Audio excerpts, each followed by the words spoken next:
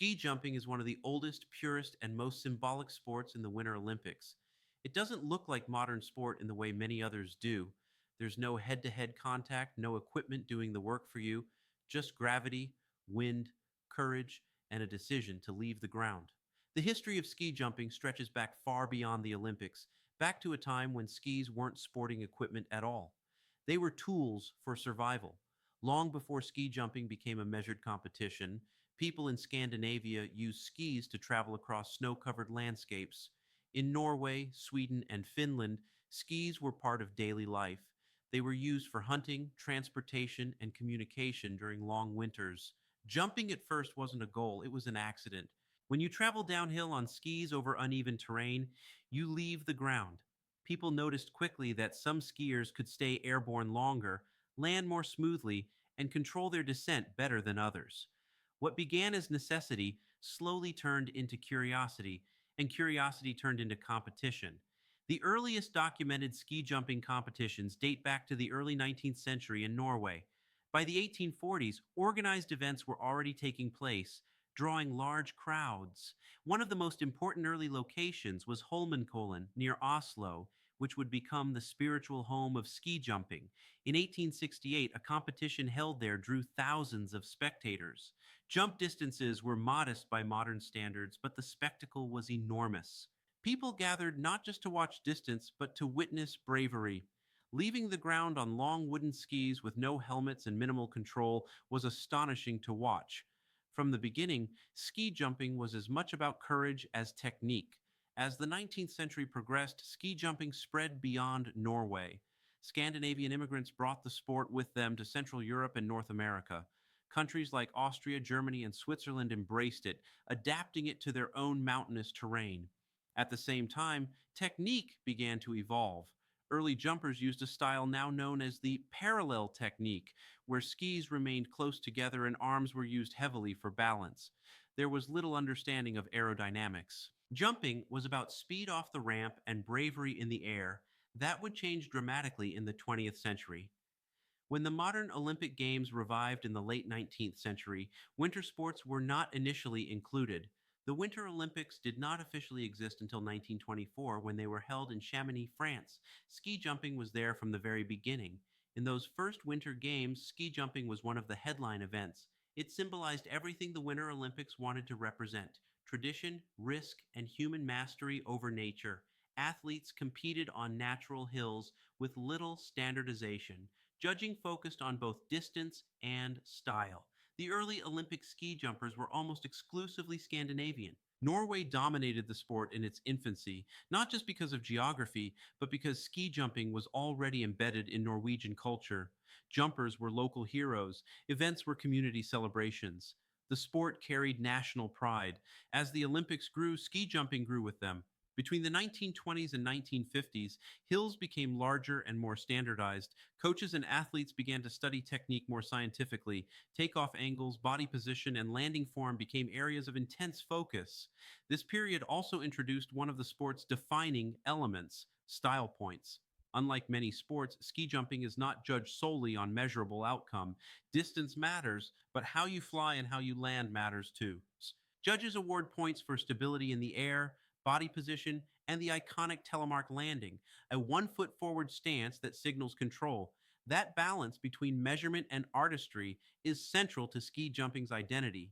By the mid 20th century, equipment improvements accelerated progress. Skis became lighter and more flexible.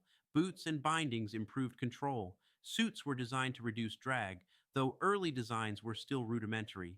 Jump distances increased steadily, but the biggest revolution came in technique. In the 1980s, a Swedish jumper named Jan Backlöf began experimenting with a radical new style. Instead of keeping skis parallel, he angled them outward into a V shape. This increased surface area and lift, allowing longer, more stable flight.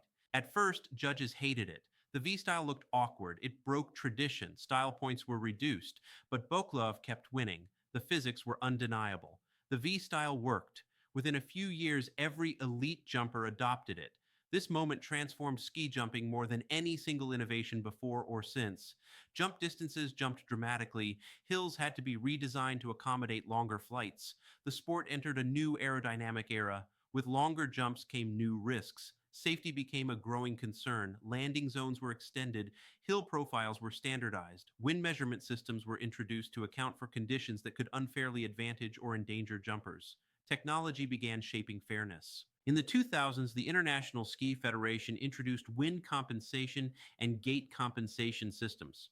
These systems adjust scores based on wind conditions and starting gate position, acknowledging that jumpers are not competing in identical environments. This was controversial. Some purists argued that ski jumping should embrace natural conditions as part of the challenge. Others pointed out that without compensation, competitions could become lotteries decided by gusts of wind rather than skill. The compromise was imperfect, but necessary. Ski jumping continued to evolve inside the Olympic framework. Large hill and normal hill events became standard. Team events were added, allowing countries to showcase depth rather than individual brilliance alone. Women's ski jumping, long excluded from the Olympics despite decades of participation, finally debuted in 2014. That inclusion was a turning point. For years, female jumpers fought for recognition, often jumping the same hills as men but denied Olympic opportunity. Their eventual inclusion corrected a long-standing imbalance and expanded the sport's future. National dominance shifted over time. Norway remained influential, but Austria, Germany, Finland, Poland, and later Japan became powerhouses. Each country developed its own coaching philosophies, training systems, and cultural relationship with the sport. Japan's rise was particularly notable. Jumpers like Noriaki Kasai became symbols of longevity and dedication. Kasai competed at the highest level across decades, embodying the sport's unique blend of technique, fearlessness, and obsession. Ski jumping also became deeply psychological. At elite levels, physical differences are minimal. What separates champions is timing, confidence, and mental control. Jumpers must commit fully at the edge of the takeoff ramp. Hesitation costs meters, fear costs medals. There is no mid-air correction. Once you leave the ramp, the decision is complete. That moment, the instant between takeoff and flight, defines ski jumping more than anything else. It's a moment of trust, trust in training, trust in body memory, trust in conditions you cannot control. This is why ski jumping remains so compelling to watch. Unlike many sports, it feels fragile. One mistake can ruin everything. One perfect jump can become immortal. Olympic champions are often decided by margins smaller than a heartbeat. The modern Olympic ski jumping competition is a blend of ancient tradition and cutting edge science.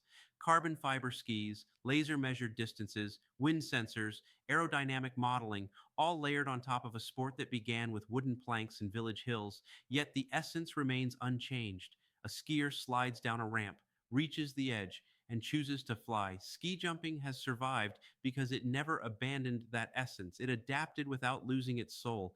It allowed technology to refine performance but not replace courage. In the context of the Olympic Games, ski jumping represents something elemental. It is not about speed alone, not about strength alone, not about endurance alone. It is about committing to the air. That's why ski jumping continues to captivate audiences. It looks impossible, it feels dangerous, and it reveals something deeply human: the willingness to leave the ground and trust that skill will carry you safely back. From 19th century Norwegian hills to modern Olympic arenas, ski jumping's history is one of continuity rather than reinvention.